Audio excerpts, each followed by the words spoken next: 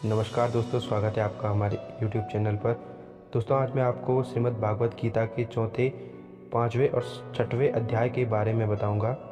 चौथे अध्याय में, जिसका नाम ज्ञान कर्म संन्यास योग है, यह बताया गया है कि ज्ञान प्राप्त करके कर्म करते हुए भी कर्म संन्यास का फल किस उपाय से प्राप्त किया जा सकता है। यही गीता का प्रसिद्ध आसन है कि जब तक धर्म की ग्लानि होती है तब तक मनुष्य के बीच भगवान का अवतार होता है, अर्थात भगवान की शक्ति विशेष रूप से मूर्त होती है। यहीं पर एक वाक्य विशेष ध्यान देने योग्य है। सिर्फ ही मानुषे लोके कर्म से ही सिद्धि, इससे बड़ा प्रभावी है।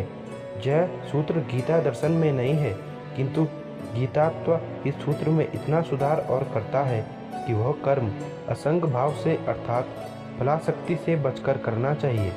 भगवान बताते हैं कि सबसे पहले मैंने यह ज्ञान भगवान सूर्य को दिया था। सूर्य के पश्चात गुरु परंपरा द्वारा आगे बढ़ा, किंतु अब यह लुप्त प्राय हो गया है। अब यही ज्ञान मैं तुम्हें बताने जा रहा हूँ। अर्जुन कहते हैं कि आपका जो जन्म हाल में ही हुआ है, तो उसके यह सूर्य से कैसे कहा। तब श्री भगवान ने कहा कि तेरे और मेरे अनेक जन्म हुए, लेकिन तुम्हें याद ही नहीं। मुझ पर मुझे याद है। श्री कृष्ण कहते हैं कि जब जब धर्म की हानि और अधर्म की वृद्धि होती है, तब तक मैं अपने स्वरूप की रचना करता हूँ। साधुओं की रक्षा के लिए, दुष्ट कर्मियों का विनाश करने के लिए, धर्म की स्थापना के लिए मैं युग युग का मानव के रूप में अवतार लेता हूँ। पाँचवें अध्याय कर्म संन्यास योग नामक में फिर से वही युक्ति और दृढ़ रूप में कही गई है। इसमें कर्म के साथ जो मन का संबंध है, उसके संस्कार या उसे विशुद्ध करने पर विशेष ध्यान दिलाया गया है। यह भी कहा गया है कि ऊंचे धरातल पर पहुंचकर सांख्य और योग में कोई भेद नहीं रह जाता। किसी एक मार्ग पर ठीक प्रकार से चले तो समान फल प्राप्त होता है। जीवन के जितने कर्म हैं, सबको समर्पण कर देने से व्यक्ति एकदम शांति के ध्रुव बिंदु पर पहुंच जाता है और जल में खिले कमल के समान कर्म रूपी जल से लिप्त नहीं होता। भगवान श्री कृष्ण इस अध्याय में कर्म योग और साधु पुरुष का वर्णन करते हैं तथा बताते हैं कि मैं सृष्टि के हर जीवन में समान रूप से रहता हूँ अथवा प्राणी का समदर्शी होना चाहिए। ज्ञानी महापुरुष विद्या विनय युक्त ब्रह्मांड और चांडाल में तथा गाय हाथी एवं कुत्ते में भी समरूप परमात्मा को देखने वाले होते हैं। छठवां अध्याय आत्मसंयम योग है, जिसका विषय योग नाम से ही प्रकट है, जिसने विषय है सबसे इंद्रियों को संयम। यही कर्म और ज्ञान निचोड़ है। सुख में और दुख में मन की समान स्थिति, इसे ही योग कहते हैं। सातवें अध्याय की संज्ञा ज्ञान विषय योग है। ये प्राचीन भारतीय दर्शन की दो परिभाषाएं हैं।